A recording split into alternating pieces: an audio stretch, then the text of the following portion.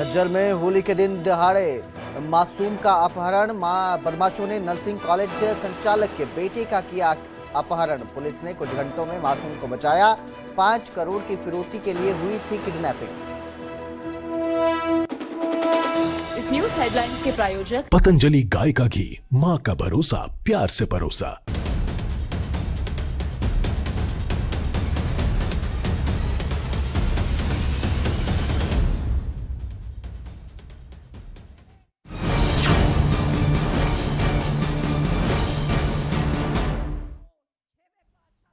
नमस्कार, स्वागत है न्यूज 18 पंजाब हरियाणा में। मैं आपके साथ कुलदीप भारद्वाज।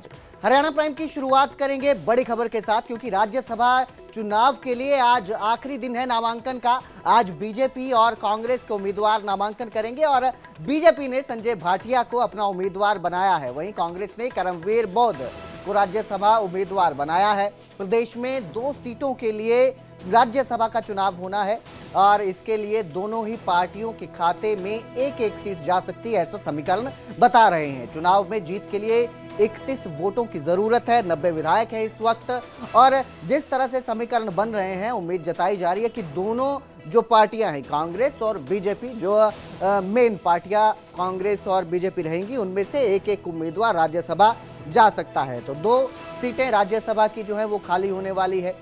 एक तो सांसद हैं रामचंद्र जांगड़ा, उनकी जो है खाली होने वाली है सीट, वो रिटायर होने वाले हैं।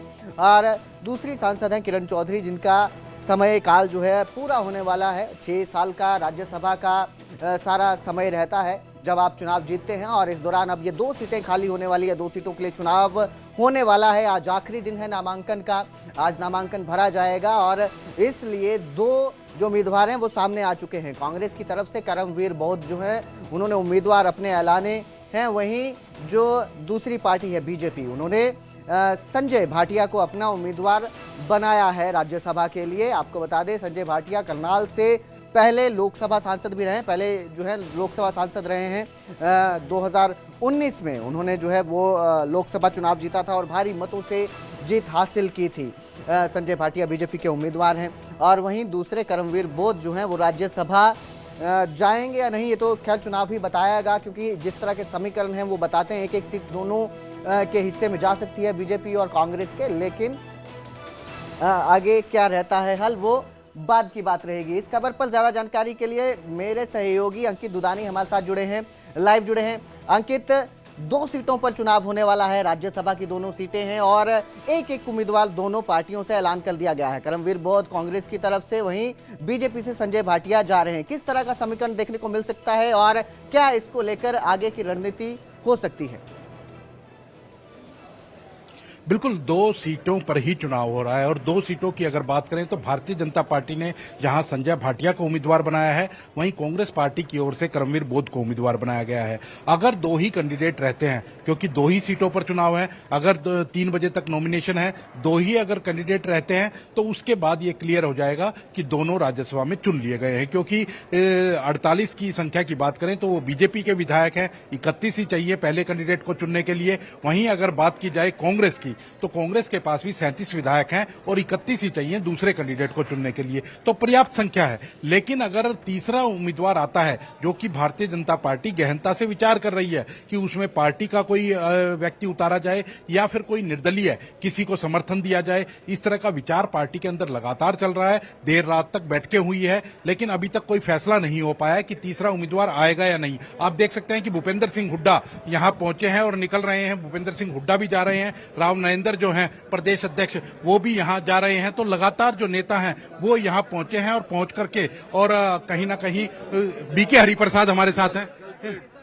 Break the news. सर, कैसे देखते हैं आज करमवीर बौद्ध को मैदान के अंदर उतारा गया है, एक दलित नेता को विशेष के तौर पे? दलित एक्टिविस्ट है, ऑल इंडिया कांग्रेस कमेटी का हमारा दलित डिपार्टमेंट का कोऑर्डिनेटर है, हिमाचल में संगठन सरजान का कोऑर्डिनेटर भी रहा।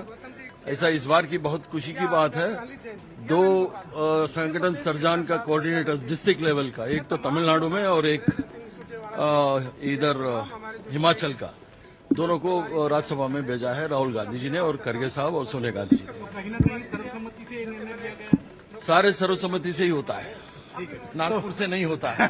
बिल्कुल, तो करमवीर बोध भी हमारे साथ हैं, उनसे बात करेंगे। क्या कहेंगे? पहले तो आप सारों के साथियों का बहुत बहुत धन्यवाद, दिल से धन्यवाद। क्या कहना चाहेंगे? पार्टी का उम्मीदवार बनाया है और क्या लग रहा था कि आपको उम्मीदवार बनाया जाएगा? आप लोगों का मुझे प्यार नहीं मिला क्या? नौकरी में रहते हुए मुझे प्यार नहीं मिला?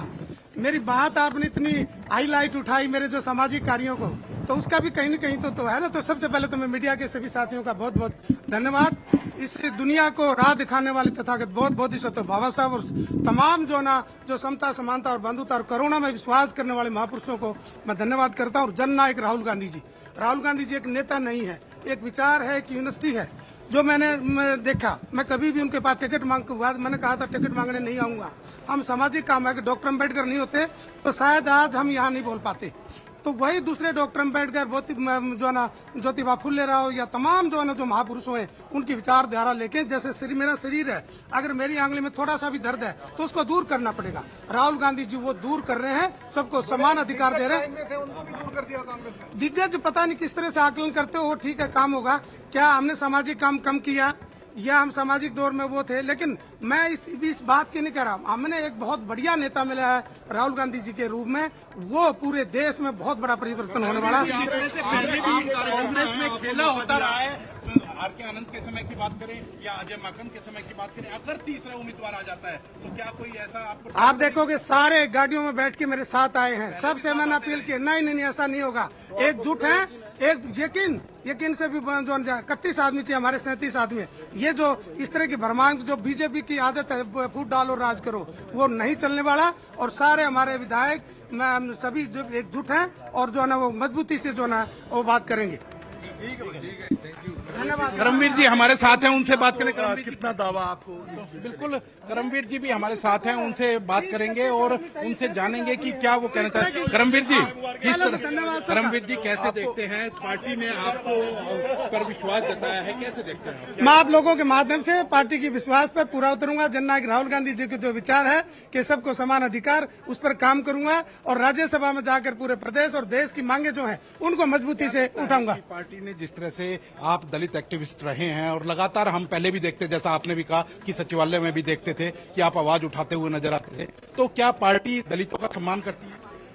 क्यों नहीं किया? अभी एनएसयूआई का अध्यक्ष, राष्ट्रीय अध्यक्ष, 5 राज्यों के अध्यक्ष जो कभी दिखते नहीं थे और सभी जो कार्यकारिणी है उसमें समान दर्जे का जो मेरे जैसे महामंत्री को जानते हो, छोटा सा आदमी जिसने इतनी बड़ी जो ना जिम्मेवारी दी है और मेरे पास कोई सुपारी नहीं और कोई साधन नहीं है और मेरे जैसे आदमी को कहां से चुन के निकालना है, तो ये एक बहुत बड़ा मैसेज नहीं है इस देश के अंदर? क्या आज जो बीजेपी जो करके चल रही है, जो संविधान को खत्म कर रही है, बीजेपी जो फूट डाल रही है, जाति और धर्म की लड़ाई लड़ रही है, इस देश के संविधान में दिए अधिकारों को खत्म कर रही है और ये कहती है अंतिम आदमी। देश में कम से कम 20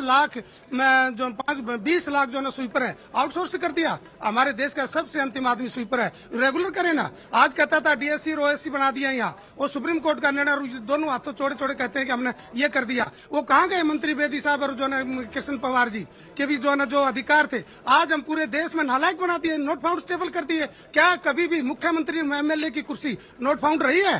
जो आज का एजुकेशन मिनिस्टर, आप जानते हो क्या योग्यता है? क्या भला करेगा? वो कहता है गांव में जाओगे तो आप अंग्रेजी में बोल के वोट मांगोगे, ऐसे एजुकेशन मिनिस्टर बनाओगे और हमारे क्वालिफाइड जो पीएचडी स्कॉलर हैं, जो हाईली क्वालिफाइड हैं, उनको नॉट फाउंड स्टेबल कर रहे हो। क्या विश्वास था कि पार्टी एक छोटे से सामान्य कार्यकर्ता को इतना बड़ा विश्वास जताएगी? ये आप अनुमान लगा सकते हैं कि मैं एक आम कार्यकर्ता को राहुल गांधी जी से विश्वास के साथ, तो ये क्या बहुत बड़ा मैसेज नहीं जाएगा? एनएसयू बहुत आम आदमी है। एक आखिरी सवाल है मेरा कि पहले भी कांग्रेस की बात करें तो खेला होता रहा, आर के आनंद के समय में, अजय माकन के समय में, अब की बार हालांकि बहुमत पूरा है, सभी एक साथ खाना खा के, सभी एक साथ बैठे, सबने आशीर्वाद दिया है और ये 31 चाहिए, 37 है। बिल्कुल, आप देख सकते हैं कि करमवीर बोध जो राज्यसभा के उम्मीदवार बनाए गए हैं कांग्रेस के, वो न्यूज 18 से एक्सक्लूसिव बातचीत कर रहे थे और कह रहे थे कि राहुल गांधी ने जिस तरह से अंबेडकरवादी नीति के अंदर विश्वास जताया, दलितों को सम्मान दिया है, वो अपने आप में कहीं ना कहीं बड़ा है और 37 विधायक हैं कांग्रेस के, चाहिए 31 ही, इसलिए वो जरूर चुन करके राज्यसभा में जाने का काम करेंगे। जी बिल्कुल अंकित, क्योंकि जिस तरह से कॉन्फिडेंट है कांग्रेस अपने उम्मीदवार को लेकर और बता रही है कि हमारे पास 37 विधायक हैं। और हाँ, हालांकि समीकरण के बाद क्रॉस वोटिंग होती है, क्या होता है ये तो बाद में ही पता चलेगा, लेकिन कांग्रेस अपनी तरफ से कॉन्फिडेंट नजर आ रही है। बहुत बहुत शुक्रिया हमारे साथ जुड़ने के लिए अंकित। तो कुछ ही देर में नामांकन भरेंगे बीजेपी उम्मीदवार संजय भाटिया। नामांकन से पहले सीएम से उन्होंने मुलाकात भी की है। सीएम आवास पर मुख्यमंत्री नायब सिंह सैनी से संजय भाटिया ने मुलाकात की। दोनों के बीच बातचीत हुई, चर्चा हुई, क्योंकि आज आखिरी दिन है नामांकन का राज्यसभा के लिए। कुछ ही देर में नामांकन भरे जाएंगे। एक एक उम्मीदवार दोनों पार्टियों की तरफ से ऐलान कर दिया गया है, घोषित कर दिया गया है और थोड़ी देर में नामांकन भर दिया जाएगा। जिस तरह से समीकरण है, दोनों के पास जो है विधायक हैं वोटिंग करने के लिए। 37 विधायक कांग्रेस के पास है, जबकि 48 विधायक बीजेपी के पास है, यानी कि एक एक सीट तो दोनों के खातों में पक्की दिख रही है जिस तरह से है। लेकिन अगर क्रॉस वोटिंग होती है तो वो वक्त ही बताएगा। लेकिन दोनों जो पार्टियां हैं अपने अपने उम्मीदवारों को लेकर कॉन्फिडेंट है। संजय भाटिया ने मुलाकात की है और बुके भेंट किया है सीएम नायब सिंह सैनी को।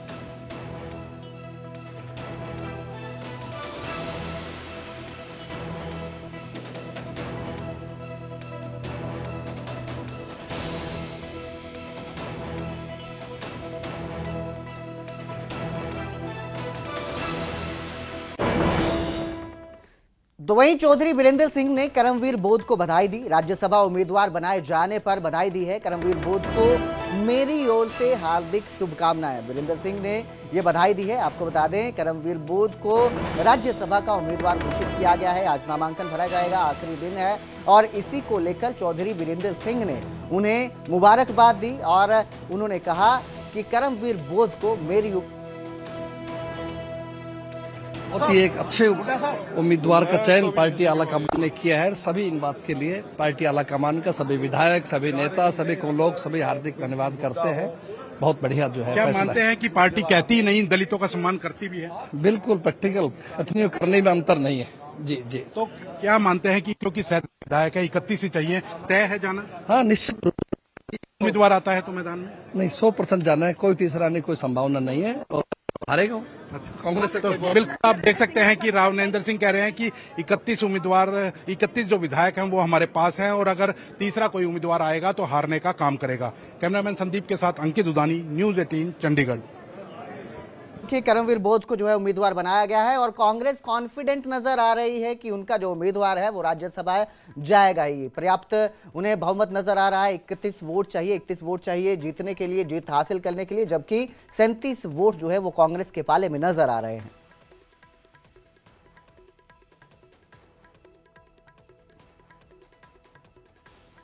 क्लिनिक, महल्ला क्लिनिक तो लैके योगा के नाल ਜਿਹੜੇ ਡਿਸਟ੍ਰਿਕਟ ਹਸਪੀਟਲ ਹੈ, ਸਬ ਡਿਵੀਜ਼ਨ ਹਸਪੀਟਲ ਹੈ, ਜਿਹਦਾ ਕਿ ਪਾਰਟ ਹੈ ਮੈਡੀਕਲ ਕਾਲਜ। ਇਹਦਾ ਮਕਸਦ ਇਹ ਹੈ ਕਿ ਜ਼ਿਲ੍ਹੇ ਦੇ ਲੈਵਲ ਦੇ ਉੱਤੇ ਜਿਹੜਾ ਜ਼ਿਲ੍ਹਾ ਹਸਪਤਾਲ ਹੈ ਉਹਦੀਆਂ ਸਰਵਿਸਿਜ਼ ਅਪਗ੍ਰੇਡ ਕਰਕੇ ਉਹਨਾਂ ਨੂੰ ਲੈ ਕੇ ਜਾਣਾ। ਔਰ ਇਹਦੇ ਨਾਲ ਜਿਹੜੇ ਸਾਡੇ ਪੁਰਾਣੇ ਮੈਡੀਕਲ ਕਾਲਜ ਹੈ, ਚਾਹੇ ਉਹ ਅੰਮ੍ਰਿਤਸਰ ਹੈ ਜਾਂ ਪਟਿਆਲਾ ਹੈ, ਫਰੀਦਕੋਟ ਹੈ, ਉਹਨਾਂ ਨੂੰ ਅਸੀਂ post graduate institute of medical sciences ਉਸ ਲੈਵਲ ਤੇ ਲੈ ਕੇ ਜਾ ਰਹੇ ਹਾਂ। ਉੱਥੇ ਸੁਪਰ ਸਪੈਸ਼ਲਿਟੀ ਵਿੰਗ ਹੋਣਗੇ, ਜਿੱਥੇ ਕਿ ਜਿਹੜੀ ਸੁਵਿਧਾ ਪੀਜੀਆਈ 'ਚ ਹੈ ਉਹਨਾਂ ਦੇ ਵਿੱਚ ਹੋਏਗੀ। ਤੁਸੀਂ ਪਹਿਲਾਂ ਜਾਣਦੇ ਹੋ ਕਿ ਅਸੀਂ ਲਿਵਰ ਟ੍ਰਾਂਸਪਲਾਂਟ ਸ਼ੁਰੂ ਕਰਤਾ ਔਰ ਕੋਕਲੀਅਰ ਟ੍ਰਾਂਸਪਲਾਂਟ, ਜਿਹੜੇ ਬੱਚੇ ਗੁੰਗੇ ਬਹਿਰੇ ਪੈਦਾ ਹੁੰਦੇ ਉਹ ਵੀ ਅਸੀਂ ਸ਼ੁਰੂ ਕਰਤਾ। ਤੇ ਇਸੇ ਤਰ੍ਹਾਂ ਸਾਡੀ ਕੋਸ਼ਿਸ਼ ਹੈ ਕਿ ਇਸ ਸਾਲ ਸਾਡਾ ਜਿਹੜਾ ਕਿਡਨੀ ਟ੍ਰਾਂਸਪਲਾਂਟ ਵੀ ਸ਼ੁਰੂ ਹੋ ਜਾਏ ਤੇ ਬਾਕੀ ਦੀਆਂ ਜਿਹੜੀਆਂ ਸਾਡੀਆਂ ਸੁਪਰ ਸਪੈਸ਼ਲਿਟੀ ਸਰਵਿਸਿਜ਼ ਆ ਸਟੇਟ ਦੇ ਵਿੱਚ ਹੱਬ ਐਂਡ ਸਪੋਕ ਦੇ ਵਿੱਚ। ਸੋ ਇਹ ਸਾਡੇ ਜਿਹੜੇ ਐਗਜ਼ਿਸਟਿੰਗ ਮੈਡੀਕਲ ਕਾਲਜ ਹੈ ਇਹਨਾਂ ਨੂੰ ਅਸੀਂ ਪੋਸਟ ਗ੍ਰੈਜੂਏਟ ਇੰਸਟੀਚਿਊਟ ਬਣਾਵਾਂਗੇ ਔਰ ਇਹ 7 ਜਿਹੜੇ ਨਵੇਂ ਆ, ਜਿਹਦੇ ਵਿੱਚ ਹੁਸ਼ਿਆਰਪੁਰ ਤੋਂ ਸ਼ਹੀਦ Udham Singh state institute of medical sciences ਇਹਦੀ ਸ਼ੁਰੂਆਤ ਹੋਣ ਜਾ ਰਹੀ ਹੈ, ਜੋ ਕਿ ਹੁਸ਼ਿਆਰਪੁਰ ਦੇ ਲੋਕਾਂ ਲਈ, ਦੁਆਬੇ ਦੇ ਲੋਕਾਂ ਲਈ ਇਹ ਬਹੁਤ ਵੱਡਾ ਇੱਕ ਮੈਂ ਕਹੂੰਗਾ ਕਿ ਮਾਨਯੋਗ ਮੁੱਖ ਮੰਤਰੀ ਸਾਹਿਬ ਦਾ ਉਪਰਾਲਾ ਵੀ ਹੈ ਔਰ ਤੋਹਫਾ ਵੀ ਹੈ।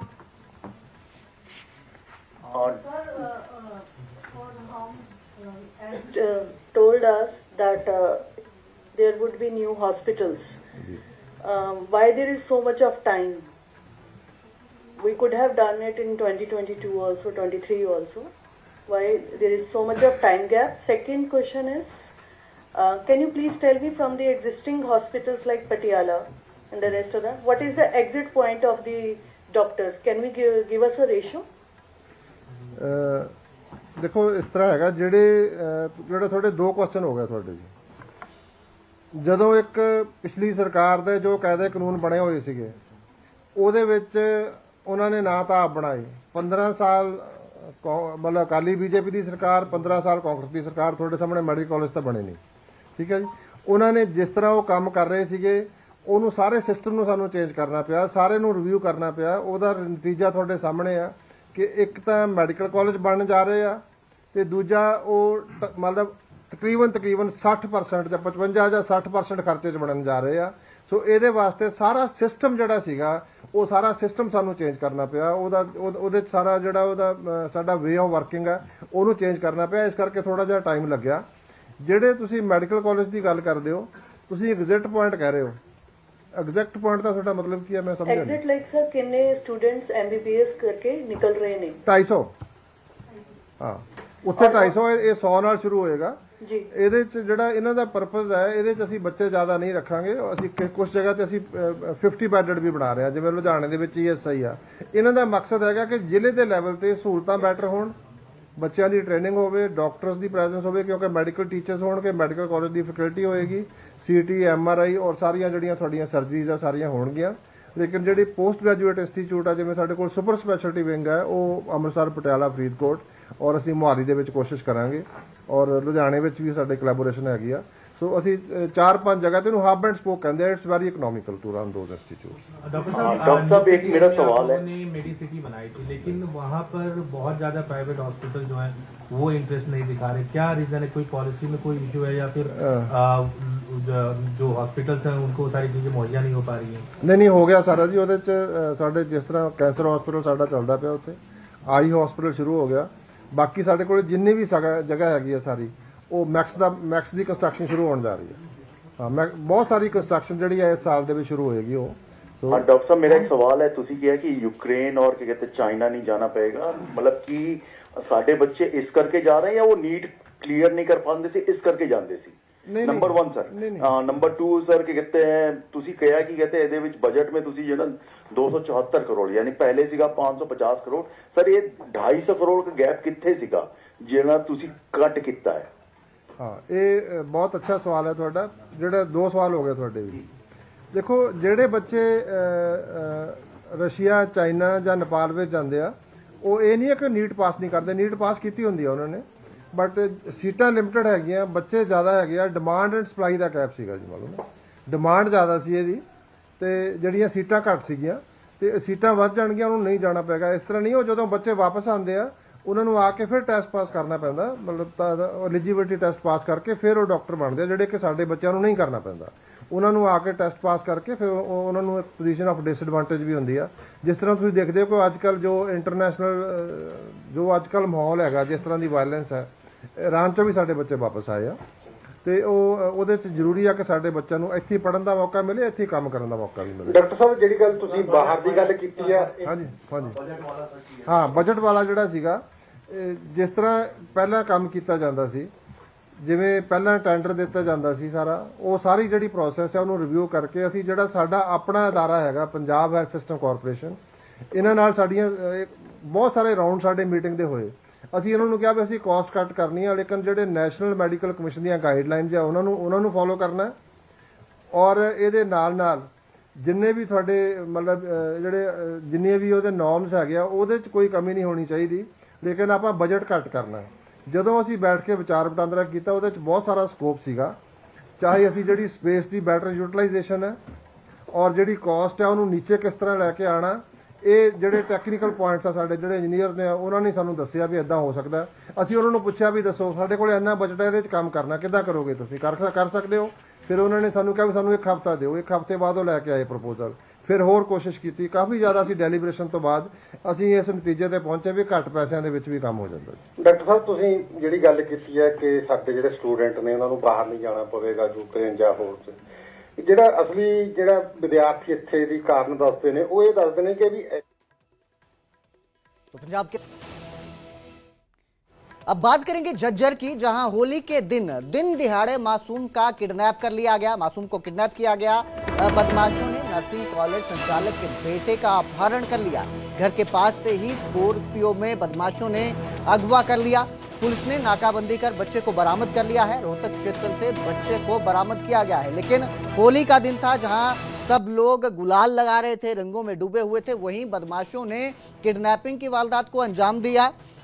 नर्सिंग होम के संचालक के बेटे को किडनैप करते हैं, दिन दिहाड़े सरेआम स्कॉर्पियो में आते हैं और उठा कर ले जाते हैं। हालांकि जो बच्चा है उसे सही सलामत बरामद कर लिया है पुलिस ने।